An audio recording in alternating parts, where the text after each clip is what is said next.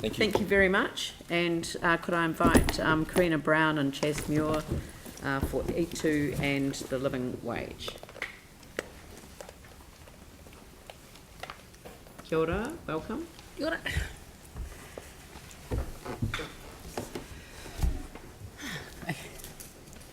Right. Again, thanks everyone for giving us the opportunity to speak to our submission. We know you've all taken the time to read it, so we're just going to stress the recommendations put forward rather than going through the whole submission. So one, we want to stress that Christchurch Council require all directly employed staff members to actually be paid the current living wage, because at the moment they're not. So I keep hearing that, you know, the City Council's paying a living wage, but you're not. You're paying $20.20 at the moment, which actually stopped being the living wage on the 3rd of September last year. So I would encourage you to actually look at enabling the living wage to actually go up automatically when the actual living wage goes up, rather than having to go through this process of reminding people that the living wage has changed. And that we'd ask that to ensure that because it did go up on 3rd of September last year, we ask that you consider back pay to your staff when you do put it up. We are understanding that you are looking at putting it up to the $20.55, and we just ask that, because it did go up on the 3rd of September last year, whether you would consider back paying those members, because they thought were on the living wage, then suddenly they weren't, and they just kept hearing about this Christchurch City Council living wage, which was never a living wage agreed to by the Living Wage Committee. It was just that you never moved the living wage when it went up with its after its 5-yearly adjustment. Again, we asked that all holding companies be moved to the current living wage, as per the report that was going to get asked about that, and look at that. We'd ask that to be done, by the end of 2020 if possible. We don't want to. We know that it requires some commercial sensibilities around it, and it's not something that can be done urgently. But we would like to see an end date on when it could actually be implemented. And that the City Council uses their new socially responsible procurement policy to look at ensuring that part of their contract has living wage requirements, so that all new contracts actually require workers to be paid a living wage as part of the contract. And that, especially for your cleaners, because this is what started the living wage in City Council, was that the cleaners were actually having a real problem coping with being paid the minimum wage, and unfortunately we've come quite a bit down the path now, but the cleaners are still the ones that are actually still only getting minimum wage. And so we would really encourage to think about, as part of that social procurement package, that you even look at variations with your current contracts to bring those cleaners up to a wage that's actually they can live on. Because the reality is that Wellington City Council is now an accredited living wage employer, and they are all their cleaners do get that rate, as does their security guards and everyone else. And we always like to be at the front, and it's really quite a claw in my throat that Wellington are ahead of us, and so I'd like to at least catch up. And one last thing, I know it's a bit legally able to occur, but there is the issue that we using the superannuation excess, so like when you're paying more than 3% superannuation, that's being the employer contribution is being calculated into the living wage, so that the actual hourly rate of some of the workers haven't gone up past $20 because they pay 5% superannuation, so 2% of it's being incorporated into their hourly rate calculation for the living wage. So like a couple of our members are only still on $19.80 because they pay 5% superannuation. So I'd ask that when we look at the living wage, that it actually is the living wage becomes their base hourly rate, and we don't look at incorporating their superannuation contribution into that. Thank you. All right, we'll have to get some advice on that. I mean, that's, I'm not aware of that.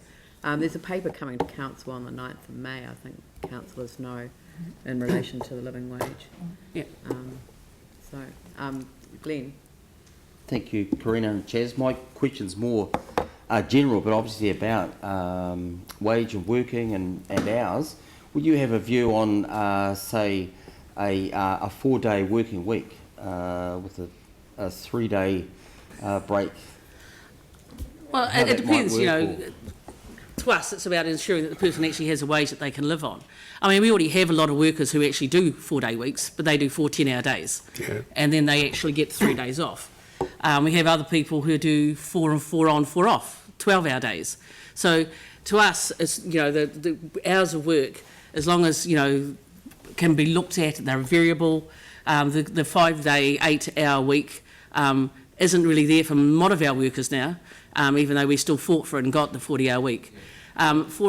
We have no issue with the 4-day week as long as the wages are such that people can actually live on, and it should be a choice for the worker. I mean, we shouldn't, you know, automatically say everyone's going to work 4 days and you're going to work, you know, Sunday through Wednesday, and you have to work, you know, Monday, because the reality is our world is a 7-day world. Look, I think that the negotiation of the collective agreements can be left to another one.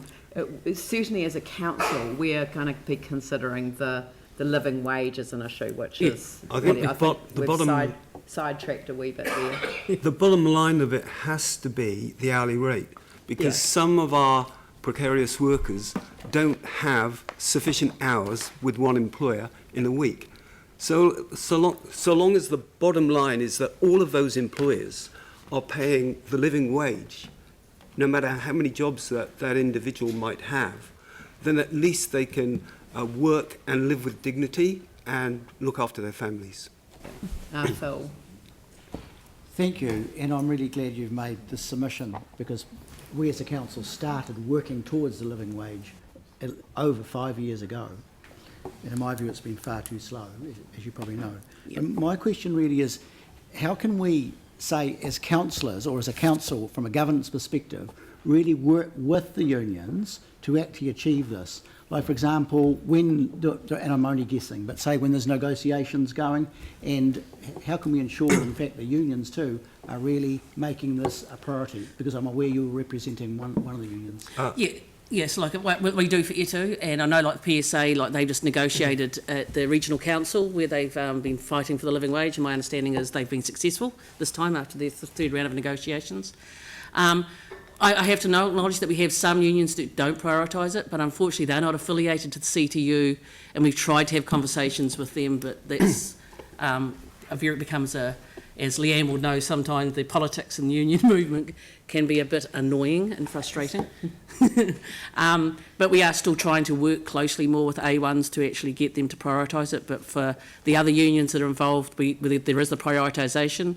As I said, when we negotiated with V-Base, the living wage went onto the table, and that's when we found out there was a Christchurch City Council living wage rate, because they agreed to the living wage, which said no, it's the City Council living wage rate, which is $20.20, not the $20.55 that actually was the living wage rate at the time. So that's when alerted us to the fact that that the motion that we'd passed in 2017 actually wasn't clear enough, and a loophole was found that required them not have to actually put the rate up to the new living wage rate. So that's why we wanted part of our submission is about having a mechanism so it automatically goes up when the living wage rate, so that we don't have to continually come and say it didn't go up. And so as I said, we are trying to work with all the unions.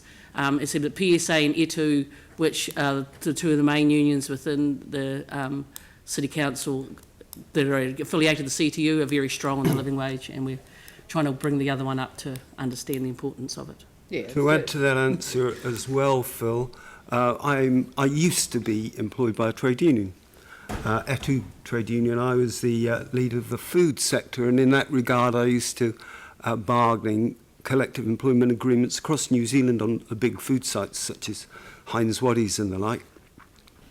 And the best way that I found of achieving the objective was not to go for a percentage increase, but to go for a fixed dollar increase, because that had more impact on the bottom end than it did on the top end.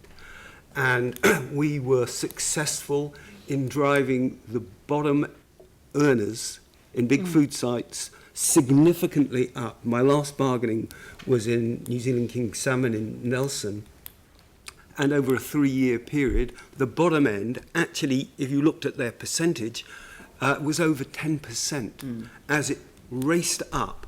But we were able at ratification meetings to say, look, you're all getting the same dollars. It's just that the top end, the percentage doesn't look so flash as it does for the bottom end. But when each of you goes to pack and save, you can all put the same amount of goods in your trolley and have the same amount of money to pay for it. So that's how we go about it. I wish every union official believed that, because we have raised this for so long.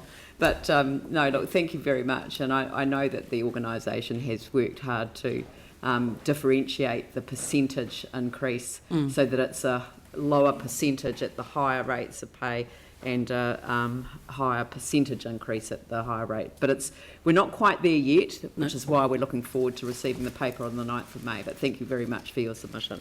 Thank you. Thank you. We don't seem to have the submission attached to our agenda. It's separate.